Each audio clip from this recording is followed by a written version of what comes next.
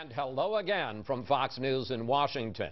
With just 16 days till the election, President Obama and Governor Romney meet one last time Monday night for a debate on foreign policy. We want to preview the issues with a debate of our own. Dick Durbin, the #2 Democrat in the Senate, joins us from his home state of Illinois.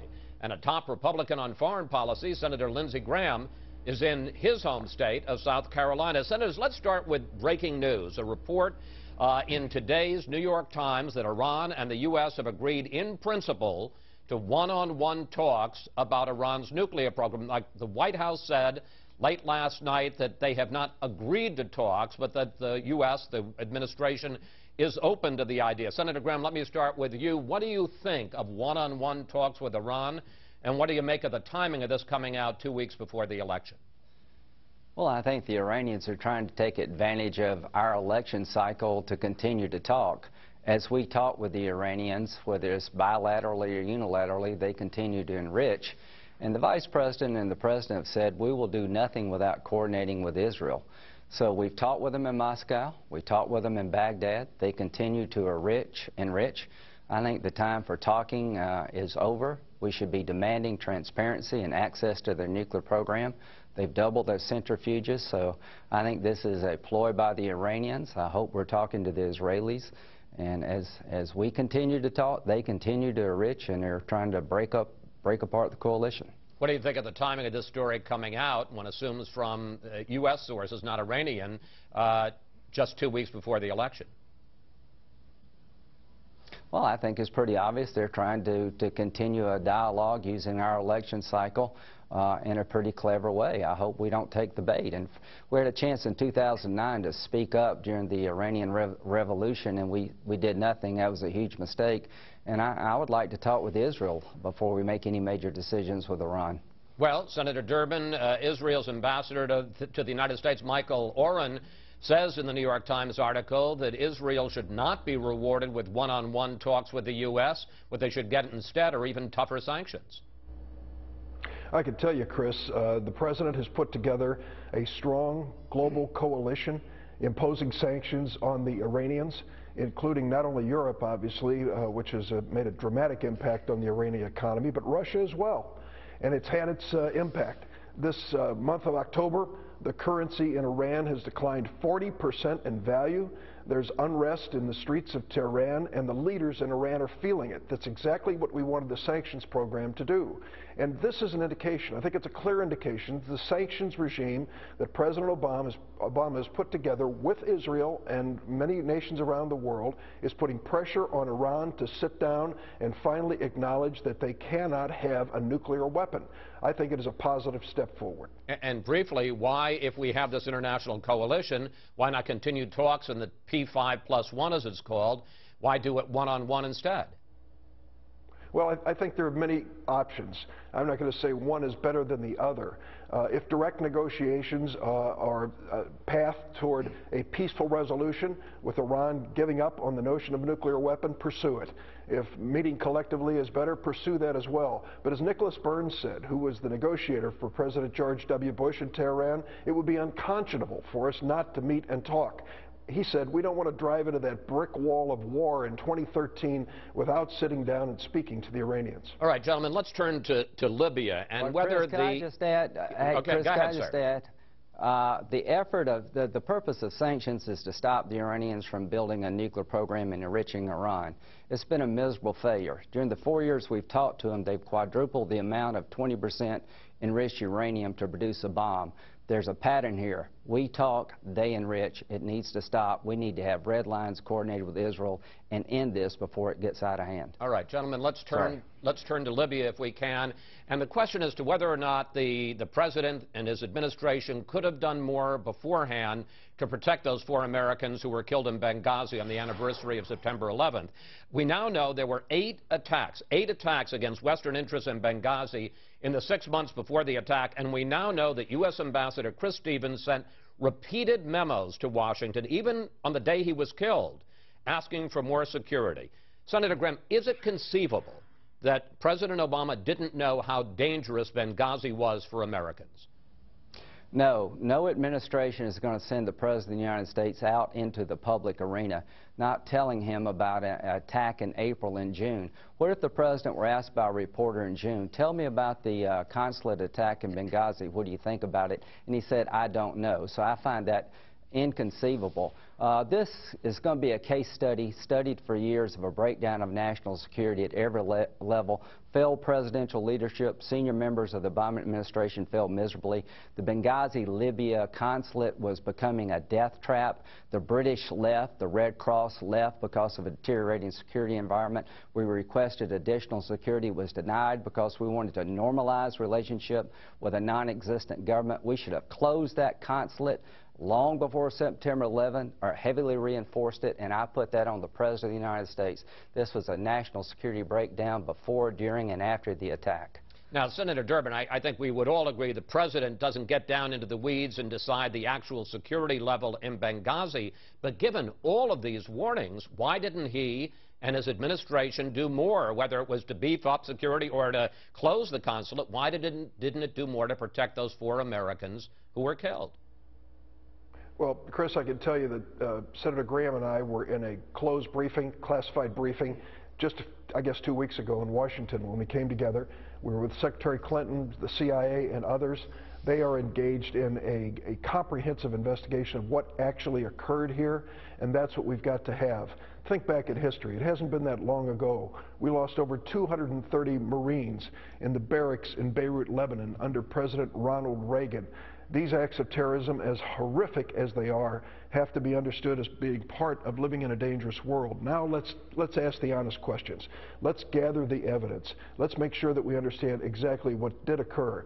But jumping to conclusions, I mean, Darrell Issa does a documentary dump on his website of sensitive information about those in Libya who are helping keep America safe.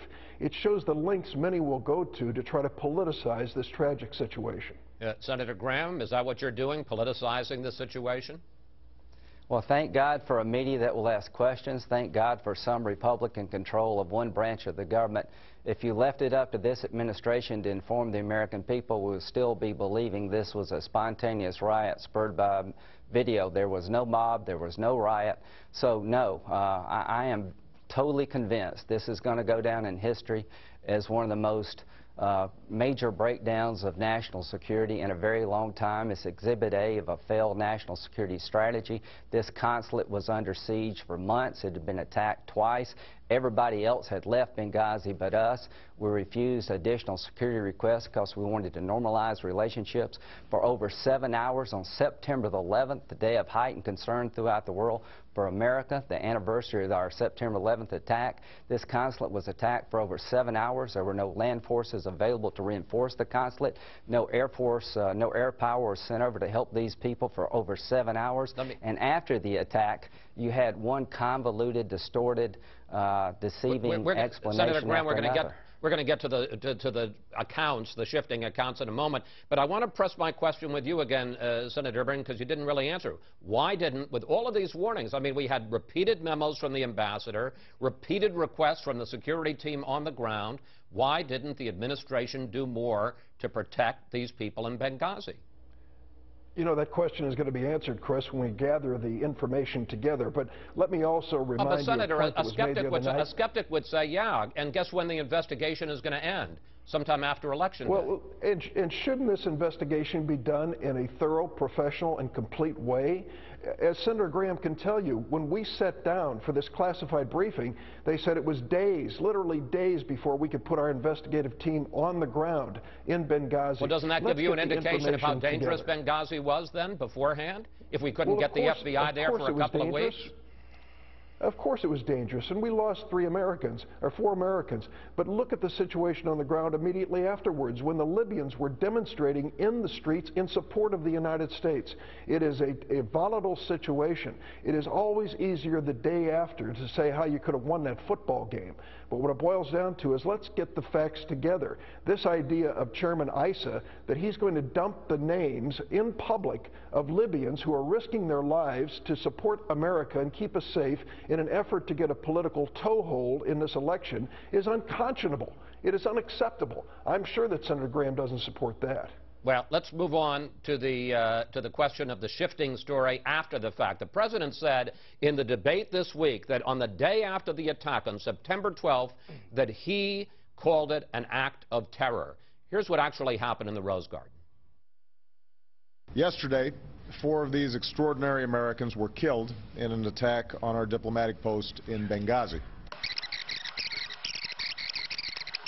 We reject all efforts to denigrate the religious beliefs of others.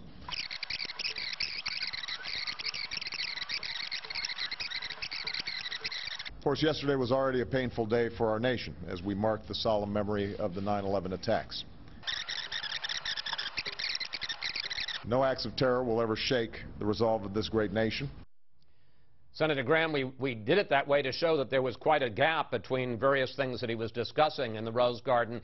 Did the president, did his team call this an act of terror from the start? And do you really believe that they were playing politics with the way they were spinning out this story?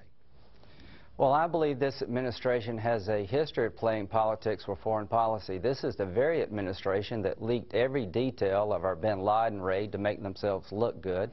This is the administration that leaked details of cyber attacks against Iran. The underwear bomber plot was foiled, and they leaked the details of the double agent we had that put our allies at risk and operatives at risk. So the question is, would an administration who leaks detailed classified information over a series of weeks to create a narrative that they're strong on foreign policy, would they deceive and deny? The reason they do not want to admit it was a al-Qaeda inspired militia attack that could be seen coming for months in a deteriorated security environment where the British and the Red Cross and everybody left but us, it undercuts the narrative that by killing bin Laden, al-Qaeda is dismantled on the run and the wars are receding. This is Exhibit A of a failed foreign policy. Al-Qaeda is alive and well in Libya, Iraq, Syria, and the wars are not receding. And what happened in Benghazi is a case study in failure at every phase, before, during, and after. And what they did after the attack, I think, is just absolutely unacceptable. They tried to confuse, delay, and deny, create a narrative this was a spontaneous event when it was not, because the truth of the matter is the Benghazi, Libya consulate was a death trap long in the making, and this is failed presidential leadership at its worst. Let me bring in Senator Durbin. Despite what the president says he did, his team clearly refused to call it an act of terror for at least a week. Take a look. This is not a case of protests directed at the United States writ large or at U.S. policy. This is in response to a video that is offensive. It was a spontaneous reaction to what had just transpired in Cairo as a consequence of the video. Now, during the second debate, the president said that he is offended by any suggestion, Senator Durbin, that he or his administration was playing politics with this. How do you explain, then, the continued refusal to call it terrorism, even as the evidence grew that it was terrorism? Take a look at the article by David Ignatius. He puts on the record the CIA's posting, the information that they sent to Washington after our ambassador and the others were killed. And they said they believed that it had something to do with this video, but they were going to gather the evidence to be sure. And then, of course, over the next few days, more information came in. That was an indication that the fog of war, as they say, was operative in this situation. What I find really hard to accept, I have to disagree with my friend Senator Graham, is this notion about the president's foreign policy. The president has been a strong and steady leader. We have responsibly ended the war in Iraq. We are going to end the war in Afghanistan. Al-Qaeda is a shadow of its former self. Osama bin Laden is moldering in some watery grave somewhere. And we've now put enough pressure on Iran with the sanctions regime so they won't develop a nuclear weapon, that they want to sit down and talk. These are all positive developments moving us toward a more stable nation, a more stable world, when we faced threats of terrorism in every direction. Senator this Durbin, president has been a strong leader. Senator Durbin, and I hate to interrupt, but we are running out of time. I just have one question. If, and you're quite right, there is a report that the CIA put out talking points that said that this was a spontaneous demonstration. But if that was what the CIA's best intelligence was, then why does President Obama claim that he called it terror the day after? Well, of course it involves an act of terror, whether it was a result of a spontaneous demonstration or something that was planned. You know, this just is unacceptable that you would attack another embassy and kill the ambassador. It is terrorism in any form, whatever the motivation might have been. But his administration refused to say it for the first week. They were asked repeatedly. No, of course not. Let me try to channel Candy Crowley for a minute here. This president did say acts of terror, and you can play the tape on Fox any way you wish, but he said it, and it was an act of terror, and we were waiting to find out what the real motivation and driving force was behind it. We need to have a thorough investigation, get to the bottom of it, and as the president said, hold those accountable who did it. Senator Graham, you get the last word. Chris, this was not a spontaneous riot. There was never a mob. There's a video of the consulate. Nobody was there. Ambassador Stevenson met the Turkish ambassador. There wasn't a soul around the compound. There was 125 people using heavy mortars. It was a 7-hour planned attack, pre-planned in the making. The intel was that Al-Qaeda's on the rise in Benghazi, Libya. Everybody else left but us. The CIA chief said this was a militia attack within 24 hours. The president of Libya said this was an Al-Qaeda attack. There was no mob. There was no riot. Iraq is falling apart. Bin Laden may be dead. Al-Qaeda's on the rise. If you don't believe me, go to the training camps in Iraq that have come up after we left. Syria is a contagion affecting the region. 32,000 people have been killed while we're doing nothing. Islamic extremists are beginning to infiltrate Syria. And as to Iran, they've got quadrupled the amount of enriched uranium to make a bomb they had before Obama got in office. Nothing is working. The whole region is falling apart. Leading from behind is a failure, and overselling the death of bin Laden finally caught up with them in Libya. Now, I really do feel like one of the moderators because you both ran over me. Senator Graham, Senator Durbin, I want to thank you both. Thanks for joining us today. We'll see if the candidates do as well as you guys did tomorrow night.